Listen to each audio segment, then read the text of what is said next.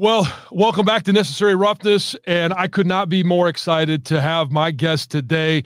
That is the one, the only. You see him everywhere. You hear him everywhere, especially at this time of the year. It's a sweet spot for us NFL guys. Brian Baldinger, host of the Best Football Show. And Brian, first of all, how excited are you? Thanks for joining me, but how excited are you to be in this divisional round of the playoffs? It's awesome, John. It's awesome because, we're just football guys. We love the game. We love being around the game. And, as analysts, we're just trying to get inside the game. Like what's working, what isn't working, how do you fix what's not working? And so for an analyst, it's like a dream because there's so many different ways. We go inside the pits. We go deep inside there, and those were the games in the pits where it's won and all that stuff. But, there's just so many factors. These games come down to, a play here, a play there. You never know when it's going to happen. And so, that was an awesome game last weekend with the Rams. They survived. They did the ultimate, though, John. They ran a 4-minute drill at the end of the game. They didn't give the ball back to Stafford. I mean, all of us linemen talk about that 4-minute drill like it's the holy grail. And they executed it. They got it for 4:07 to go, and they never gave it back. And so I'm excited. I'm excited because I think Tampa coming to town, they gave you guys a good game back in week 6. And they did a lot of things in that game that, made it difficult for the offense.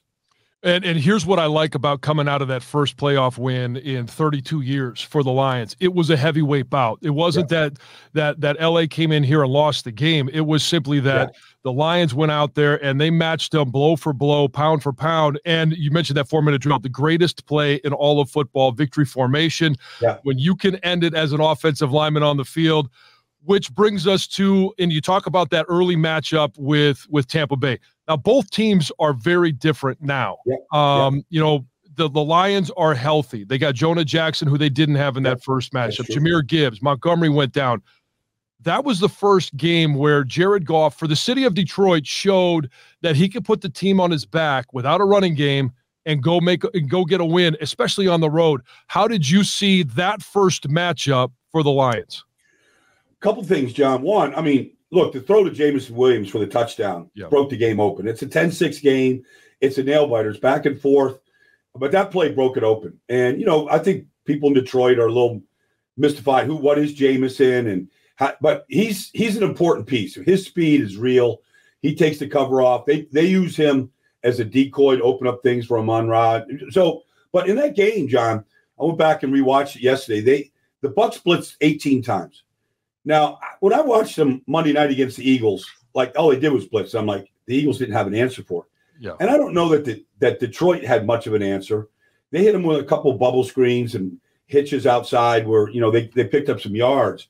But by and large, like they blitzed in the first play of the game, John. Like if you say, okay, this Detroit's fundamentally different, and the guys that weren't there are there now, and that does make a difference. But I don't think it changes Tampa and who they are. Like they just have these blitz packages. And maybe you have an answer for it, whether it's sight adjust, hot, max, whatever you're doing. And maybe you don't, but they're going to find out if you do or not. Well, and I think in terms of, I was surprised that Philly didn't pick up the blitz more, or at least get Jalen Hurts on the run. That's a really good offensive line. Yeah. What was the confusion? I know it was, hey, you're blocking with 5, they bring 6. You're blocking with 6, they bring 7. Right. But you and I both know there's always, they can bring one more than you can block. It's not a new concept. But you've got to be on the same page, quarterback and O-line, especially quarterback and center, so the quarterback knows who he's throwing hot off of. Yeah, but they don't have hot reads, though, John. It's just like it's been a problem with the offense. And so they don't have the built-in little checkdowns or side adjusts, okay? Like they're bringing one more like you just described and whatever formation you're in, like, all right, the ball's going here. And sometimes that's just a trap.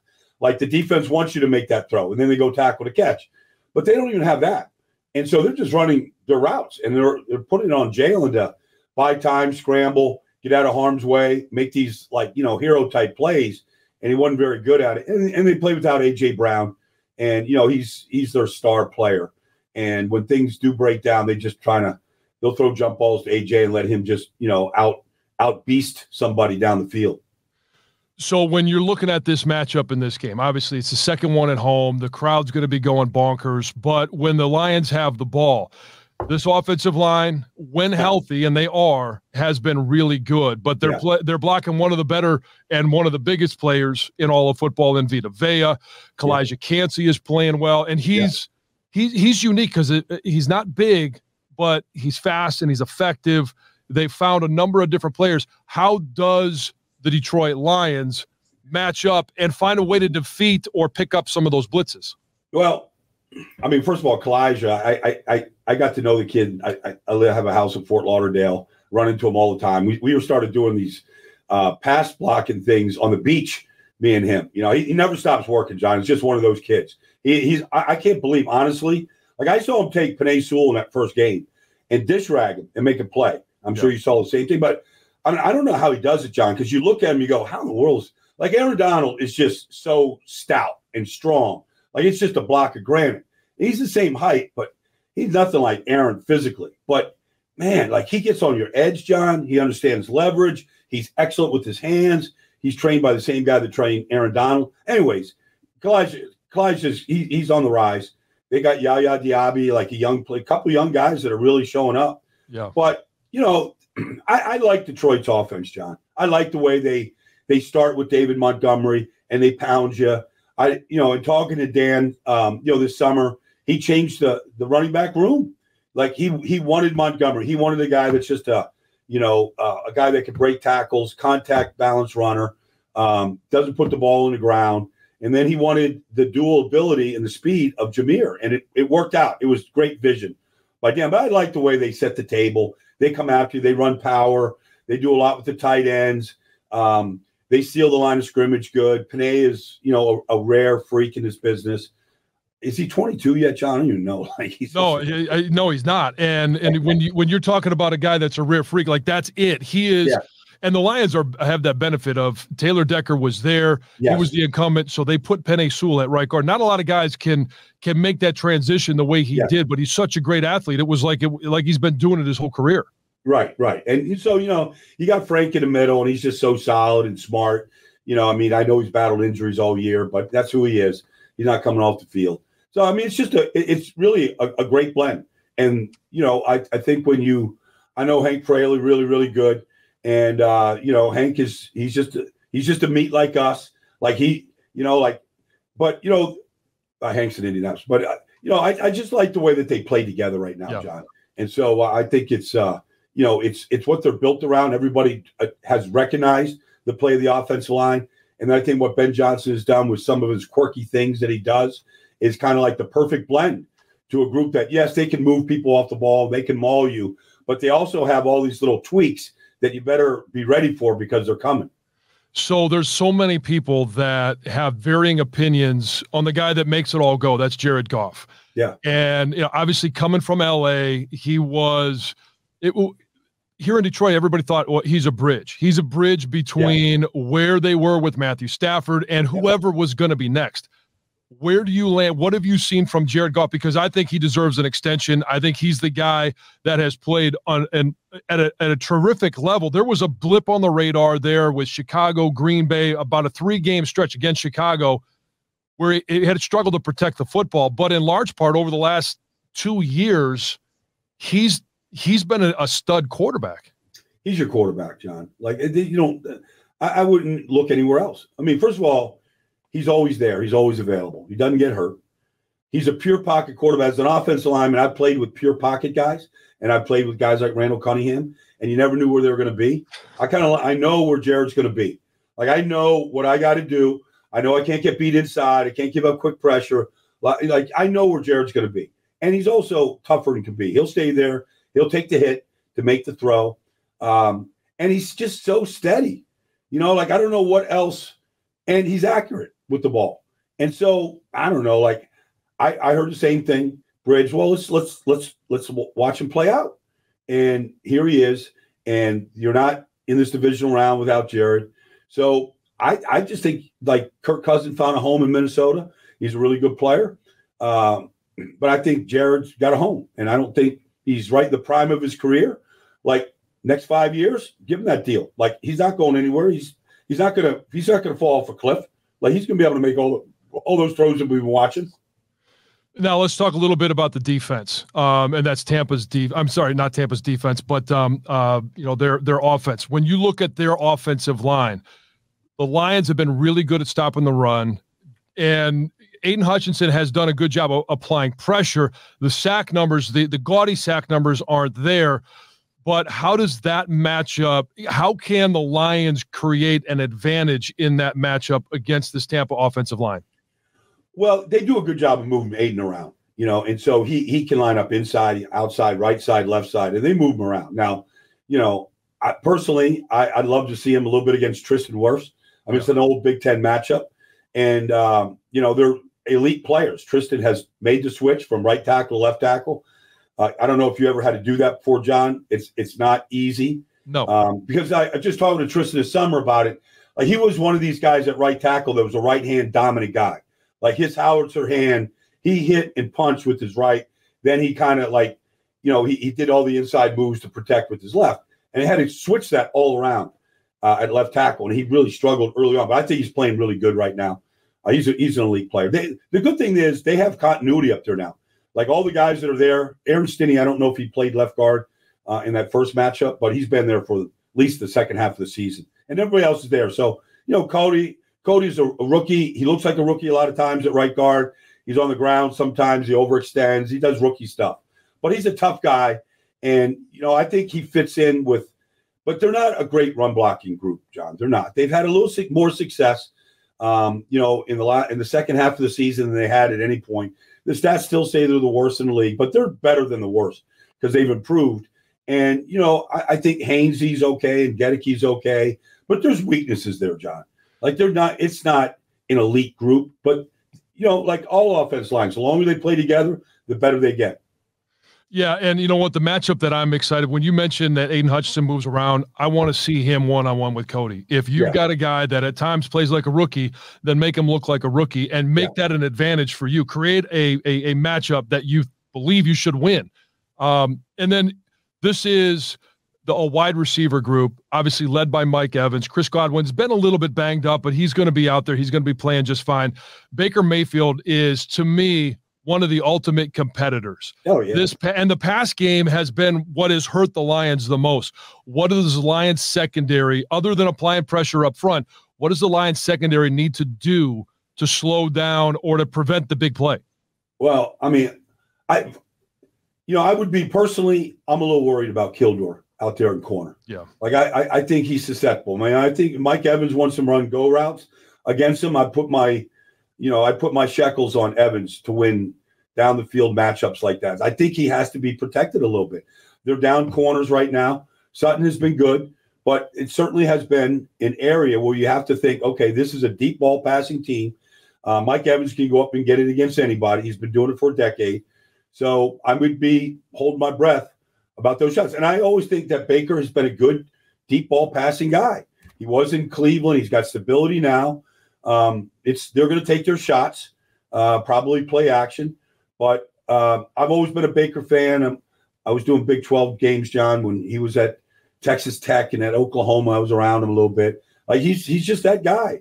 But I think along the way, sometimes these kids come in and they're kids. I feel like he's grown up.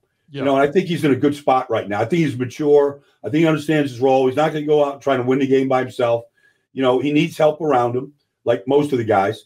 And so, I think he's got a steady hand, a lot like Jared Goff. He's found a home right now. Yeah, and I from what I'm hearing in Tampa, they like him, and obviously he likes being there. But here's the other thing that worries me about Baker Mayfield. You mentioned Texas Tech, Oklahoma, even early on at Cleveland. You're talking about a guy that just, whether he's the best on the field or not, he just goes out and finds ways to win games. And those are the guys that scare me the most because they're all the ultimate competitors. Well, you're spot on, John. And, the thing is that he's not he's the farthest thing from a diva. But he was a walk-on at Texas Tech. He didn't get scholarships. He was a walk-on at Oklahoma because him and his dad would drive from Austin to Norman and go watch Oklahoma play football. And he always wanted to play there. And so, I me's your walk-on guy. He's your free agent that rose because he just kept working, and he's smart. And, he has a lot of fun playing. He enjoys it. You can knock him down, he's getting right back up. That's so it's just that. Like, he's a competitor. And so I don't care what the score is or the situation, he's going to keep firing. So how does this game play out? I don't know if you make picks. I know it's we're recording this one on Friday. There's still time before the game, but how does this play out? Who wins? I not because Detroit is at home, because we've seen Green Bay go in there on Thanksgiving. You didn't think there was any way in the world Green Bay could go there on Thanksgiving. I've never seen Ford Field look like that. Be honest with you, John. So, like, I don't think the home field thing is that big of a deal. I think all these teams have played in hostile environments. At some point, Tampa's been in the playoffs 4 years in a row. So, a vast majority of the guys, Winfield and Vea, like, these guys have been in these situations. I don't think that's going to be a big deal. But I do think Detroit, though, is in a lot of ways more talented. I think they're more talented offensively. I think the way they move the ball, run the ball, the play of the offensive line, the one thing, I think this is a good thing and it's a bad thing. And I'm sure you've talked about it ad nauseum. Like, Dan is, I'm not saying he's a gambler, but he's never going to stop being aggressive. Right. And so we've seen it backfire plenty of times, but we also seen it pay off. And I think, honestly, as a player playing for Dan, like, I'll take the hits, because I think ultimately you've got to be aggressive. You've got to take your fourth down shots. You got to pass up the field goal if you want to win it all. And I just think that mentality has permeated through the whole team. And I think that's, to me, if you said, well, what's the difference? I think that is the difference. They're going to be aggressive when you least expect them to be aggressive. When you go, okay, this is the time to sit on the ball. This is the time to, run the clock. Like, I don't know if that's going to play out with Dan. So just a couple of quick hitters around about the rest of the playoffs. You've got 8 teams left. Lamar Jackson, does he finally get the monkey off his back that has been sitting there about success in the playoffs? Because he's going up against a team in Houston. Now, obviously, he doesn't play defense, but they're as hot and as confident offensively as you're going to find in the playoffs right now. Yeah, they are. And CJ was awesome last week. But this is a different Lamar. It's a different offense, John. I think Todd Monken's done a fantastic job. If you look at the season-ending stats, they still run it a good deal more than they throw it. But they've really morphed into a passing team over the last 6 weeks. They took San Francisco apart. They took Miami apart. I mean, they're just they throw it on first down now, John, play action. Like, they're playing the modern game. And along the way, Lamar has just gotten so good. I mean, I think he's the MVP. I think he'll prove it. And I think everything that's happened to him in the past, this is a much more diverse offense. It's a much better offense. It's better talent around him. I think he finds success. I think they're going to have a good game offensively. And I'm going to save my last question about the Green Bay-San Francisco game, but I've got one more before we get to that one. Obviously, everybody is looking forward to Kansas City, Buffalo, Patrick Mahomes, first time on the road that's not a Super Bowl. What happens in this game? We've seen some epic performances and some epic games in the postseason between these two teams. I've learned to never bet against Patrick Mahomes. Just, I mean, I don't, and so maybe his resume grows even more if he goes into Buffalo and takes down the hot Bills and winners of all these games in a row and Josh Allen, and he goes in there like it almost like it's better if he goes on the road and wins, and that folklore just continues to grow. I like Kansas City because I think defensively, if you said, okay, Buffalo's offense, Kansas City's offense, Buffalo's defense, like, I think Kansas City's defense is the best unit in this game, and they've been carrying them all year. And I expect them, and they're healthy, I expect them to play really well. I like Kansas City. So obviously I kind of agree with you. It is the best defense. And with kind of the wild card that Josh Allen is, I mean, he could do a lot of special things, but that turnover bug, if it happens against this defense, I mean, who knows what happens. But no, I did not see Green Bay going into Dallas. You could have made an argument to get a win, but not dismantle Dallas like that. And they obviously, in that win, as I was at Ford Field watching that game, we were all cheering on Green Bay. Couldn't believe I was in Ford Field cheering on Green Bay. Right. But they earned that extra home game for the Lions. Can Green Bay go to San Francisco and earn an NFC championship game in Ford Field for the Detroit Lions? I think they can. I don't think they can do what they did to Dallas. But I think offensively, they're very good, John. And these young kids, they're not supposed to be here. So maybe they don't know what they don't know yet. But their execution is like a very veteran team. And the quarterback's sensational. Aaron Jones, the hottest back in football. They just play really well together up front. So I think offensively, they'll have success against San Francisco. I just can't see San Francisco's offense not clicking in this game. And I think Green Bay's got I think they're going to have trouble just stopping the whole wide zone play action, how fast that they can play. So I think the scoring is going to be up in this game, but I can't see San Francisco's offense not coming away with a way to win this game. Yeah, I agree. Well, hey, Brian, thanks a lot for joining me today. Yeah, Brian Baldinger, my guest here on Necessary Roughness. You can find him really anywhere. The NFL is NFL Network, but talking NFL games. But the best football show with Brian Baldinger is obviously the headliner. So, Brian, thanks a lot. Yeah, my pleasure, John. You bet. Anytime.